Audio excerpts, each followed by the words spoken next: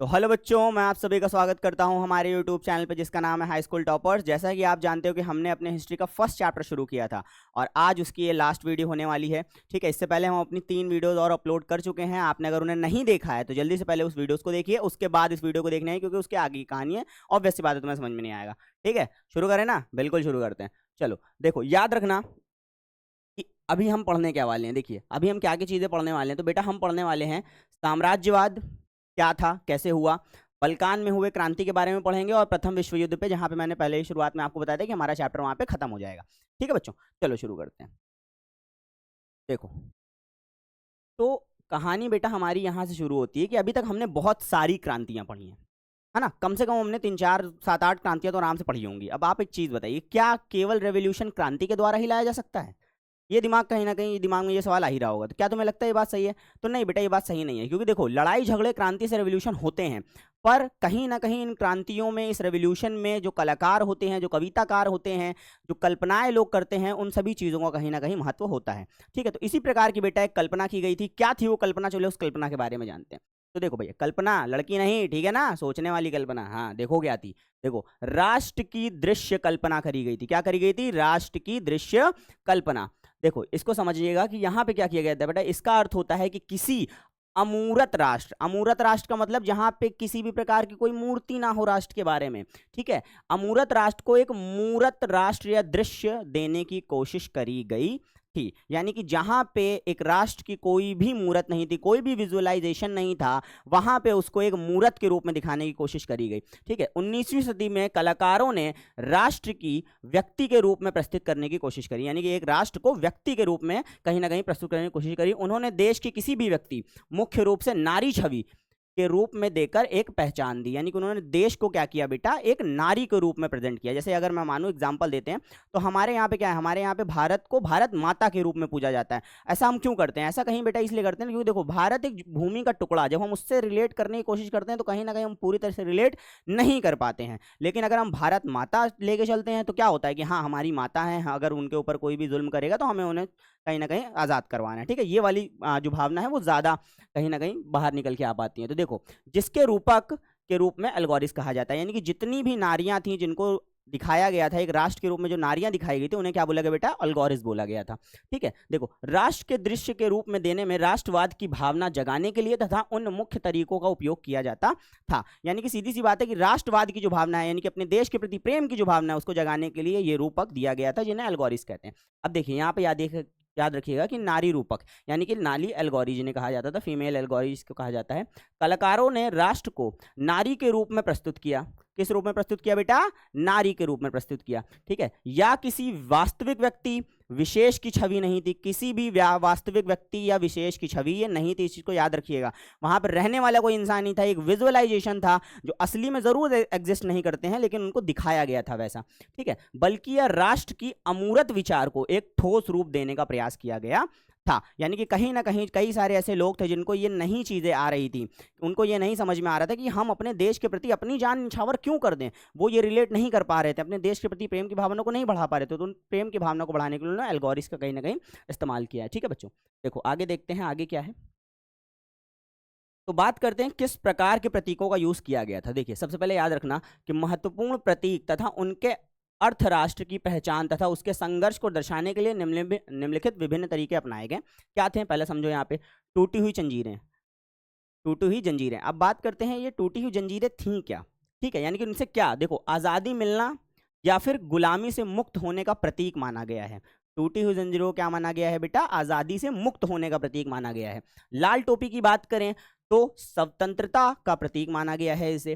ठीक है, उगते हुए सूरज की अगर किरणों की बात करें तो एक नए भविष्य या फिर एक नए युग की शुरुआत का नाम दिया गया है। तराजू की बात करें, अगर आप देखो तो हमारे भारतीय जो कानून है उसके अंदर भी एक न्याय की मूर्ति खड़ी है जो अपने हाथ में एक तराजू लेकर खड़ी है ना। तो तराजू किस चीज का प्रतीक होता है बेटा? न्याय का प्रतीक होता है। ऐतिहासिक उदाहरण अगर मैं देखूं, फ्रांस में किसको बनाया गया था? देखो ये दो इंपॉर्टेंट चीजें हैं जो आपको याद रखना है। फ्रांस के अंदर मेरियान को, किसको? मेरियान। फिर से रिपीट करो, मेरे साथ रिपीट करो। फ्रांस की एल्गोरिस कौन है? मेरी आन, मेरियान है। ठीक है, फ्रांस में राष्ट्र को मेरियान के नाम के एक नारी की छवि के रूप में दिया गया जो स्वतंत्रता और गणतंत्र के विचारों का प्रतीक थी। अगर आप देखना चाहो बेटा तो ये जो आपको यहाँ पे पिक्चर देख रही है ना बेटा, यही आपकी क्या है सॉरी, ये आपकी बेटा जर्मेनिया है। ठीक है बेटा, ये क्या है, ये आपकी जर्मेनिया है। ये दूसरी वाली यहाँ पे अगर आप देखना चाहो तो ये जो आपकी है ये जर्मेनिया है। ठीक है, ये आपकी जर्मेनिया है। अगर मैं बात करूं इस मेरियान की, तो अगर आप देखो तो यहाँ पे देखिए, एक सेकेंड, अगर आप देखें तो ये वाली जो आपको पिक्चर दिख रही है ना बच्चा, ये वाली, ये आपकी मेरियान है। ठीक है, अगर हम इसको ध्यान से देखें तो ये बेटा मेरियान है, जो कि क्या है, अपने दोनों हाथों को फैलाए हुए हैं, यानी कि एक एंजल की तरह दिखाया गया है कि हम सभी को एक्सेप्ट कर रहे हैं, हमारे लिए कोई भी ऊंचा नीचा नहीं है, सभी लोग समान हैं। ठीक है बच्चों, चलो आगे अपनी तरफ बढ़ते हैं कि हमने क्या देखा था। देखिए इस चीज़ को समझिएगा, जो मेरियान को बेटा दिखाया गया उसी से इंस्पायर होकर जर्मनी के लोगों ने क्या किया बेटा, जर्मेनिया को दिखाया। ठीक है, जर्मनी के लोगों ने क्या किया बेटा, जर्मेनिया को दिखाया। तो दो चीज़ें आपको याद रखनी है, फ्रांस के अंदर मेरियान को दिखाया गया और जर्मनी के अंदर जर्मेनिया को दिखाया गया। एग्जाम में क्वेश्चन जरूर आते हैं, 1 से 2 नंबर में ये आपसे क्वेश्चन जरूर पूछा जाएगा कि आप बताइए फ्रांस की एल्गोरिस कौन थी या फिर जर्मनी की एल्गोरिस कौन थी, तो आपको बताना है। ठीक है, जर्मनी, देखो जर्मनी राष्ट्र का रूपक जर्मेनिया को माना जाता है, जिसे बलूत के पत्तों का मुकुट पहना दिखाया जाता है और जो वीरता का प्रतीक है। अगर आप देखो तो यहाँ पे देखो, बलूत के पत्तों से इन्होंने मुकुट पहन रखा है, अपने हाथ में तलवार ले रखी है और एक वीर पुरुष, या मैं कह सकता हूँ एक वीर योद्धा के रूप में दिखाई दे रही है। ठीक है बच्चों, आगे बढ़ते हैं। तो देखिए आगे क्या है, देखो अब हमारी कहानी बेटा जो होती है वो साम्राज्यवाद की तरफ जाती है। ठीक है, अब हम थोड़ा सा साम्राज्यवाद को देख लेते हैं, क्या हो गया।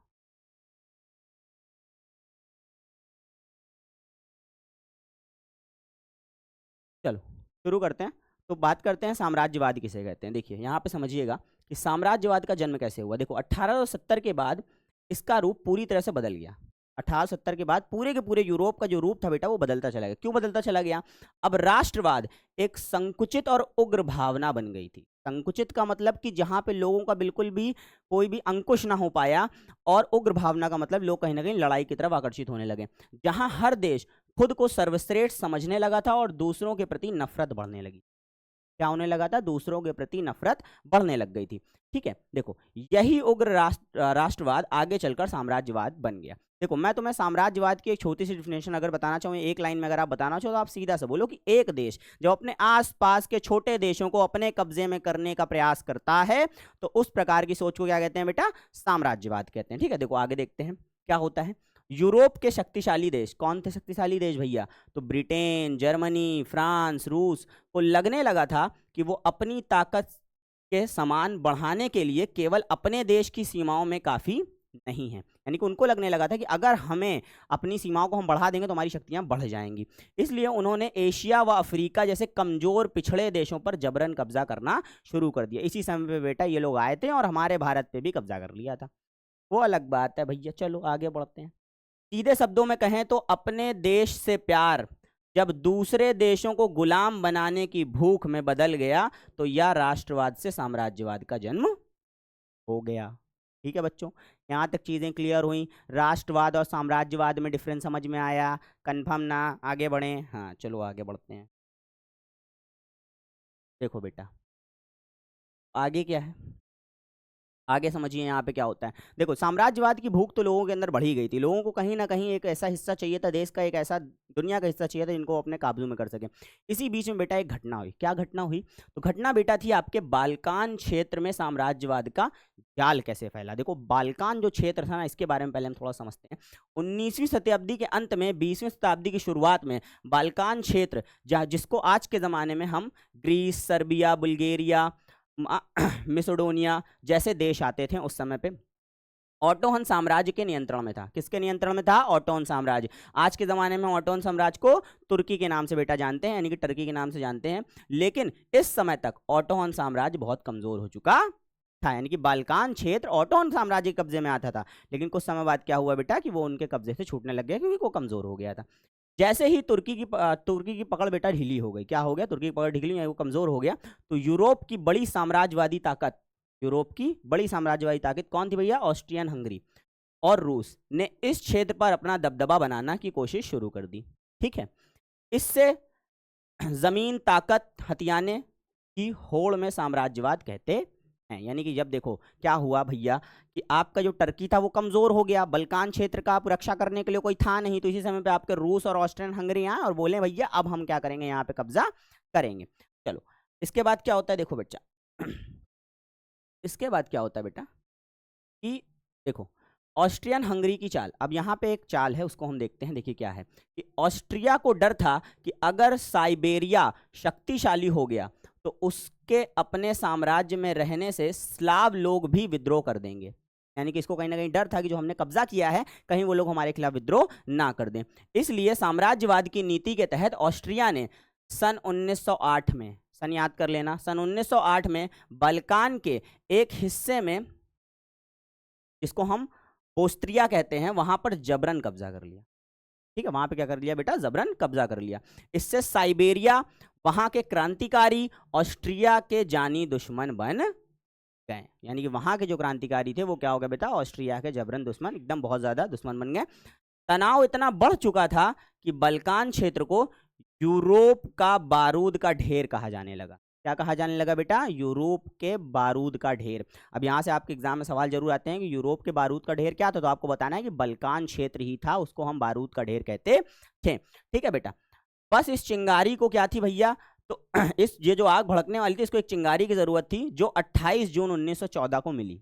अब 28 जून 1914 को क्या हुआ था ये हमें जानना पड़ेगा। तो देखो बेटा एक हत्याकांड हुआ था। क्या था हत्याकांड, ऑस्ट्रिया के राजकुमार, ऑस्ट्रिया ने कब्जा किया था ना, ऑस्ट्रिया के राजकुमार आर्कड्यूस फ्रांसीसी, ठीक है, आर्कड्यूस फ्रांसीसी फेर्डिनेंड ने अपनी पत्नी के साथ, देखिए किधर, अपनी पत्नी के साथ ऑस्ट्रिया की राजधानी सारायेवो में घूम गए। यानी कि वो घूमने गए थे वहां पे। उसके बाद क्या होता है कि वहां के जितने भी साइबेरिया के उग्र क्रांतिकारी रहते हैं बेटा, राष्ट्रवादी जो क्रांतिकारी संगठन रहते हैं जिन्हें हम ब्लैक हैंड भी कहते हैं। ठीक है, ब्लैक हैंड ने क्या किया कि सदस्य ने इनको क्या कर दिया बेटा, इनके राजकुमार को और साथ में इनकी पत्नी को क्या कर दिया बेटा, गोली मार के हत्या कर दी। अब यहाँ पे क्या हुआ भैया कि जब भैया इनको मारकर हत्या कर दी गई तो बहुत ज्यादा भड़क गए। कौन भड़क गए भैया, ऑस्ट्रिया वाले भड़क गए।